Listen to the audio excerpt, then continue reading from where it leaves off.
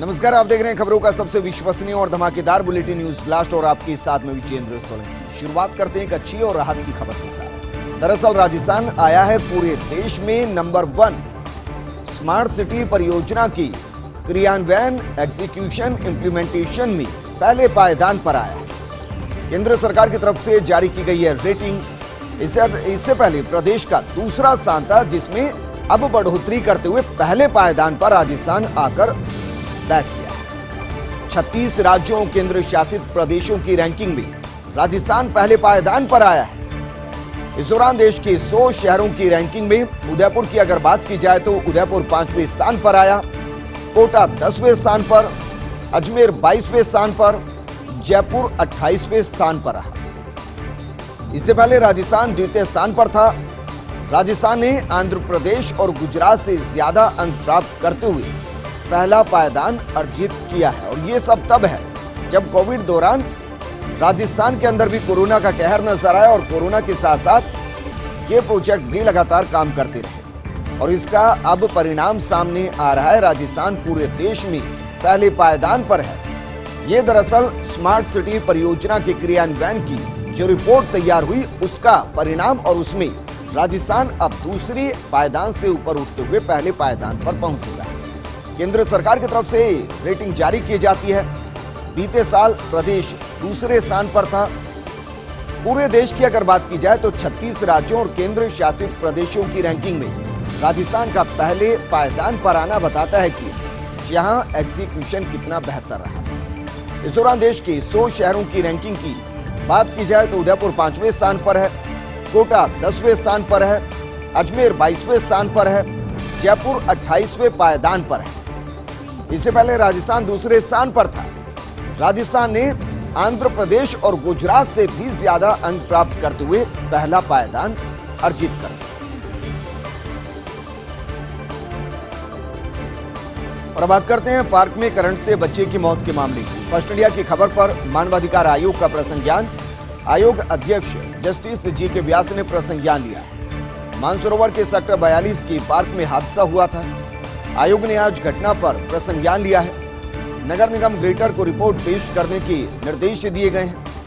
Report में आयोग ने कई सवाल ग्रेटर नगर निगम से पूछे हैं। जो सवाल है वो हम आपको बता रहे हैं। पहला सवाल पूछा गया कि इस संबंध में कॉलोनी वासियों द्वारा शिकायत करने पर क्यों कार्रवाई नहीं की गई, इसका जवाब देना होगा। दूसरा सवाल पूछा गया कि बिजली पोल के तार कितने दिनों से खुले पड़े थे।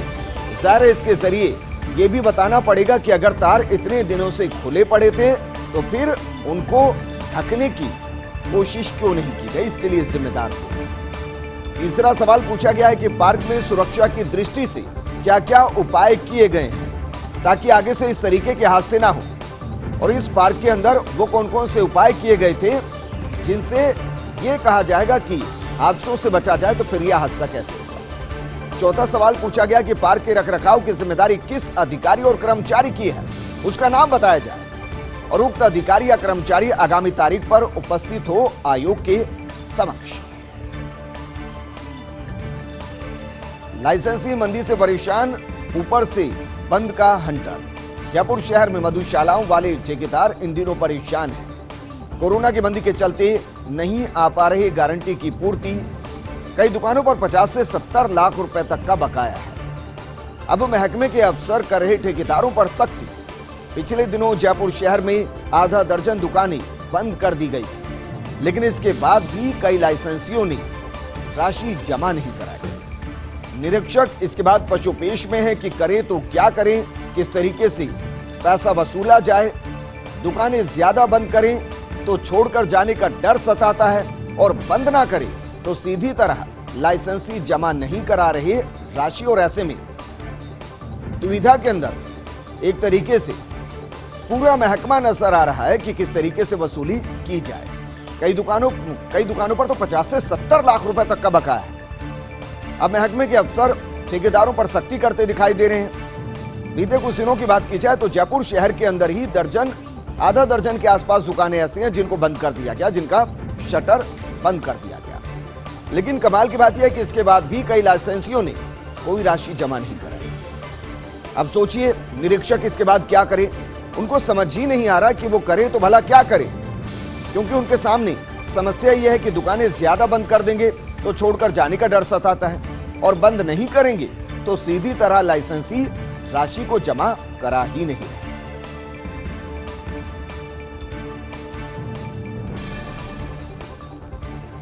गाड़ी धीमी हुई, रुकी और फिर हाथ जोड़कर चले गए जोशी। कांग्रेस के प्रदर्शनकारियों का अभिवादन स्वीकार कर चले गए। किस्सा आज सुबह हुए बनी पार्क ब्लॉक कांग्रेस कमेटी के प्रदर्शन का है। कलेक्ट्रेट सर्किल से गाड़ी से गुजर रहे थे मुख्य सचेतक महेश जोशी।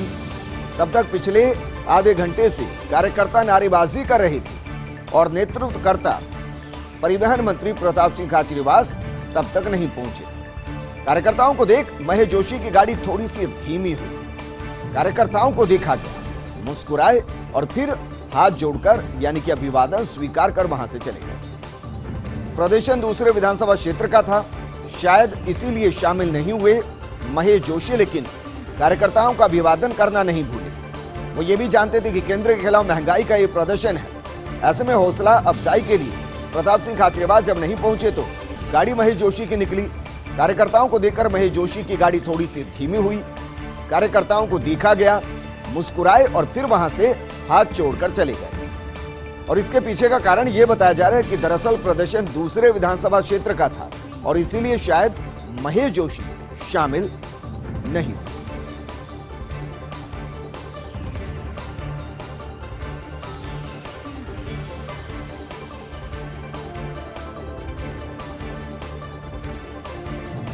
तो कांग्रेस के प्रदर्शनकारियों का अभिवादन स्वीकार करते हुए डॉक्टर महेश जोशी नजर आए।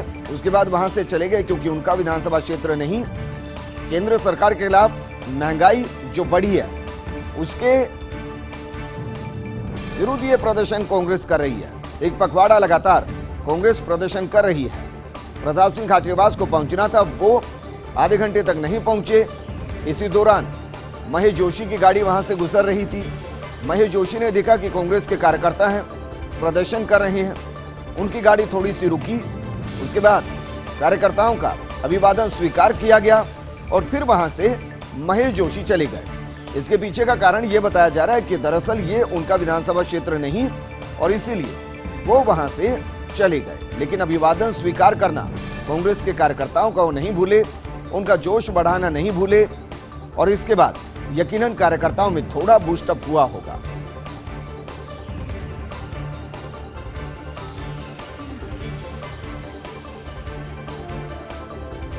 रामचरण बोहरा नहीं भूलते प्रोटोकॉल, अक्सर लोकसभा अध्यक्ष ओम बिरला को रिसीव करने आते बोहरा। आज सुबह जल्दी हुआ लोकसभा अध्यक्ष का मूवमेंट।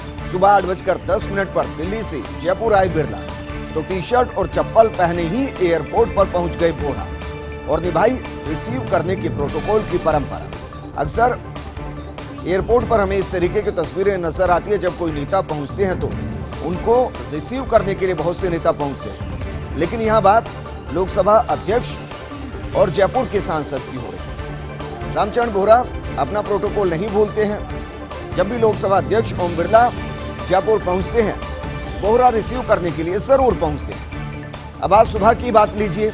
आज सुबह जल्दी लोकसभा अध्यक्ष का मूवमेंट था।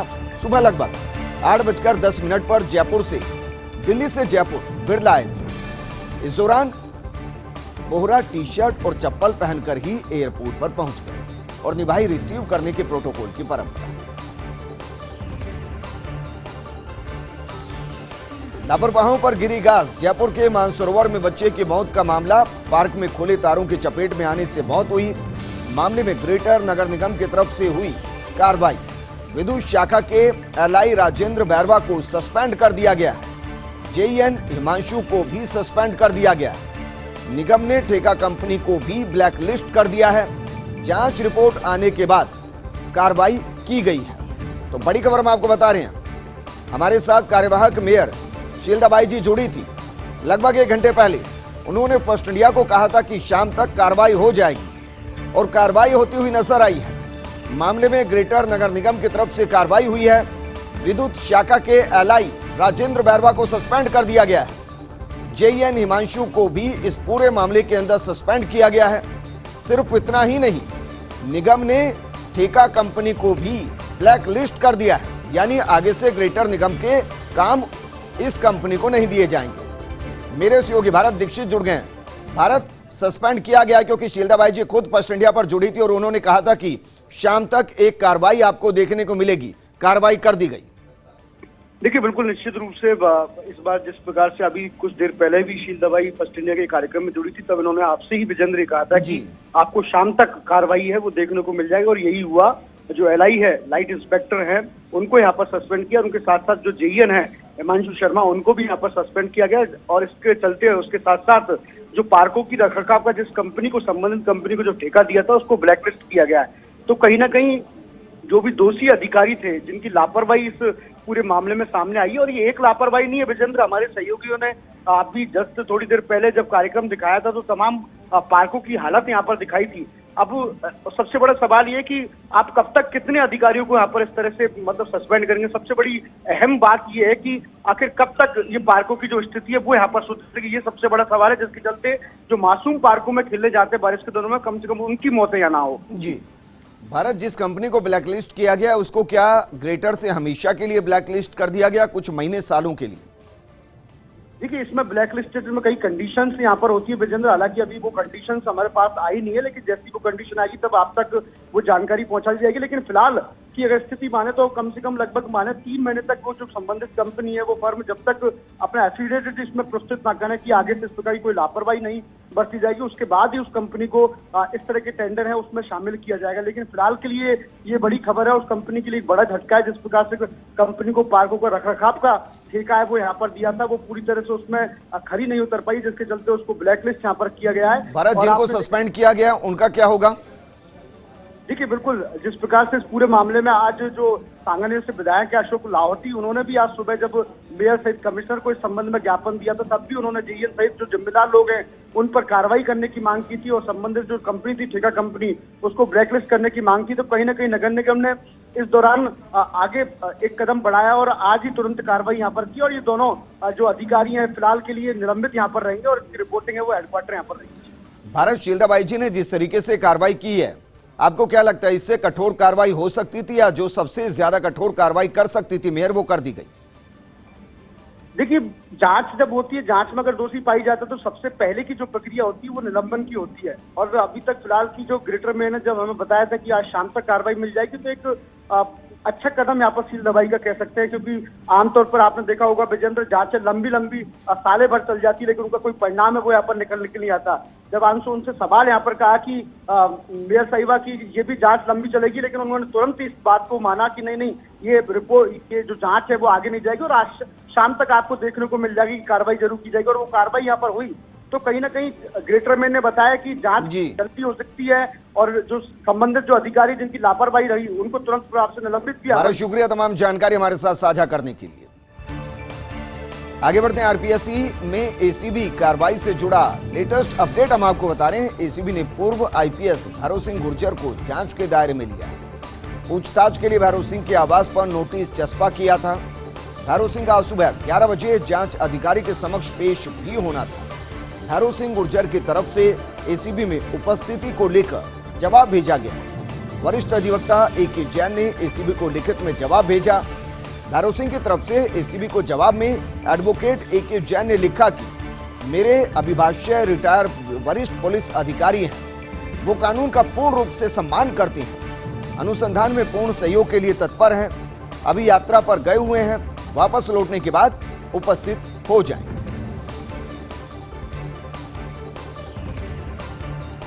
आखिर मुख्यमंत्री अशोक गहलोत और मंत्री शांति धारीवाल के प्रयास रंग लाए। जीएसटी क्षतिपूर्ति की बकाया राशि की पुरजोर शब्दों में मांग की गई थी। जून में हुई जीएसटी काउंसिल की बैठक में पुरजोर शब्दों से मांग की गई थी। केंद्रीय वित्त मंत्रालय ने कुल 9,871 करोड़ रुपए की चौथी किश्त जारी कर दी। इसमें से राजस्थान को दिए 823.17 करोड़ रुपए।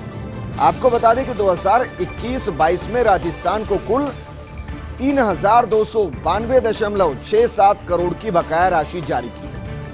पात्र राज्यों को कुल 39,484 करोड़ रुपए की धनराशि जारी हो चुकी है। राज्यों को संविधान के अनुच्छेद 275 के तहत पीडीआरडी अनुदान दिया जाता है। 15वें वित्त आयोग की सिफारिशों के अनुसार राज्यों को मासिक किस्त के तौर पर अनुदान दिया जाता है ताकि राज्यों की आय और व्यय के बीच के अंतराल को पूरा किया जा सके। अब तक 4 किस्तों के तौर पर कुल 39,484 करोड़ रुपए जारी किए गए। 15वें वित्त आयोग ने पीडीआरडी अनुदान के लिए जिन राज्यों की सिफारिश की थी उनमें आंध्र प्रदेश, असम, हरियाणा, हिमाचल प्रदेश, कर्नाटक, केरल, मणिपुर, मेघालय, मिजोरम, नागालैंड, पंजाब, राजस्थान, सिक्किम, तमिलनाडु, त्रिपुरा, उत्तराखंड और पश्चिम बंगाल शामिल। नहीं होगी एयरपोर्ट की सुरक्षा करने वाले डॉग्स की बिक्री। जयपुर एयरपोर्ट प्रशासन का बड़ा फैसला। पहले आज शाम 4:30 बजे रखा गया था डॉग्स का ऑक्शन। 2500 रुपए रखी गई थी इन डॉग्स के लिए बेस प्राइस, लेकिन अब एयरपोर्ट निदेशक JS बलहारा ने फैसला किया, संवेदनशीलता अपनाते हुए बिक्री के बजाय गोद दिया जाएगा। CISF के कमांडेंट YP सिंह ने बताया, 4 डॉग्स को लेने के लिए CISF के जवान राजी हो गए हैं। वहीं सुरक्षा जवान करते थे इन डॉग्स की हैंडलिंग और बचे हुए 2 डॉग्स को भी अडॉप्शन पर दिया जाएगा, यानी कि किसी को गोद दिया जाएगा। और इससे बेहतरीन कुछ नहीं, क्योंकि जिन्होंने एयरपोर्ट की 10 सालों तक सुरक्षा की उनको भला पीछा कैसे जा सकता है। राजस्थान विधानसभा में सेमिनार का आयोजन। वैश्विक महामारी तथा लोकतंत्र के समक्ष चुनौतियों पर सेमिनार है। कल विधानसभा में 1 दिवसीय सेमिनार का आयोजन होगा। उद्घाटन सत्र होगा सुबह 11 बजे। इस सत्र के मुख्य अतिथि होंगे पूर्व वित्त मंत्री P चिदम्बरम और सत्र को राजस्थान विधानसभा के अध्यक्ष डॉक्टर CP जोशी संबोधित करेंगे। मुख्यमंत्री गहलोत, नेता प्रतिपक्ष गुलाब चंद कटारिया, संयम लोढ़ा भी संबोधित करेंगे। दोपहर 2 बजे से समापन सत्र के मुख्य अतिथि सांसद डॉक्टर विनय सहस्त्रबुद्धे होंगे। सभी विधायकगण, पूर्व विधायकगण, महाधिवक्ता सेमिनार में हिस्सा लेंगे। राजसमंद स्थित रक्ततलाई से हटाया जाएगा एक शिलालेख। शिलालेख में महाराणा प्रताप और अकबर के बीच लड़ाई का उल्लेख है। हल्दी घाटी और बादशाही बाग की लड़ाई के बाद यहां सेना रुकी। 1576 में प्रताप और अकबर की सेनाओं में घमासान युद्ध हुआ था। शिलालेख पर जून 1576 में युद्ध समाप्त होने का उल्लेख है। राजपूत संगठनों के मुताबिक शिलालेख में भ्रामक जानकारी है। राजसमंद सांसद दिया कुमारी, विधायक दीप्ति माहेश्वरी दोनों ने केंद्रीय मंत्री प्रहलाद पटेल के सामने इस मुद्दे को उठाया। भारतीय पुरातत्व सर्वेक्षण यानी कि ASI archaeological survey of India का शिलालेख हटाने का फैसला लिया जाए। मोरारी बापू की रामकथा में खोई 3 हस्तियां। आज रामकथा सुनने 3 बड़ी हस्तियां एक साथ मौजूद रही। सचमुच ये नहीं था किसी संयोग से कम। लोकसभा अध्यक्ष ओम बिरला पहुंचे मोरारी बापू को सुनने। राज्यपाल कलराज मिश्र और विधानसभा अध्यक्ष डॉक्टर CP जोशी ने भी बापू को सुना है। संवैधानिक पदों पर बैठे गणमान्य चेहरों ने एक साथ श्रवण किया। उस समय तक अन्य बातों को भूलकर राम नाम की सरिता में तीनों दिग्गज खोते हुए नजर आए। प्रदेश के कोरोना टीकाकरण अभियान को WHO ने सराहा है। वैक्सीन डोज सबसे कम वेस्टेज वाले राज्यों में राजस्थान अग्रणी है। WHO की 1 मई से 29 जून 2021 तक के डेटा रिपोर्ट में खुलासा हुआ है। चिकित्सा कर्मियों ने वैक्सीन की हर वॉयल्स 10 डोज का इस्तेमाल किया। साथ ही अतिरिक्त उपलब्ध डोज का भी समुचित सदुपयोग किया गया। वैक्सीन की आपूर्ति के अनुपात में हो सका 1.8% ज्यादा वैक्सीनेशन। देश के वैक्सीन वेस्ट वाले 16 राज्यों में शामिल नहीं राजस्थान का नाम।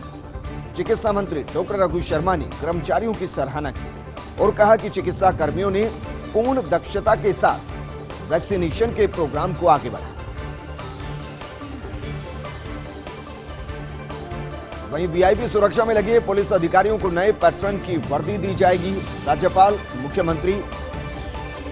मुख्यमंत्री सिक्योरिटी, बीकानेर हाउस की सुरक्षा अधिकारियों को वर्दी, ASP से सब इंस्पेक्टर तक के स्तर के अधिकारियों को वर्दी दी जाएगी।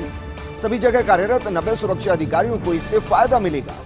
राज्य सरकार ने पैटर्न वर्दी की जारी किए हैं 19.25 लाख रुपए का बजट।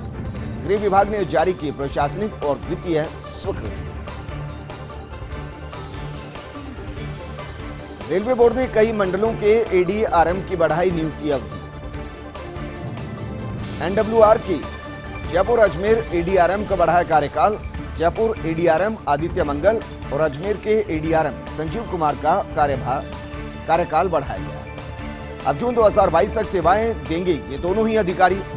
सियालदाह, दीनदयाल उपाध्याय नगर, आगरा कैंट, मल्हारगढ़, हैदराबाद, मैसूर, भावनगर, अहमदाबाद, इज्जत नगर और धनबाद मंडल में भी एडीआरएम का कार्यकाल बढ़ाया गया। क्या जीएडी से खत्म होंगी पुराने नियम? सरकारी आवासों की श्रेणी निर्धारण के नियमों में बदलाव की कवायद की गई है, क्योंकि पुराने वेतनमान और पे मैट्रिक्स होती थी बेहद कम और उनके अनुसार कर्मियों की बढ़ी जरूरत या मांग पूरी नहीं हो पाती। ऐसे में मौजूदा पे मैट्रिक्स के अनुसार कर्मचारियों और अफसरों को मिले अच्छे श्रेणी के आवास और इस मंशा के साथ नियम संशोधन के लिए भेज रखी उच्च स्तर पर फाइल।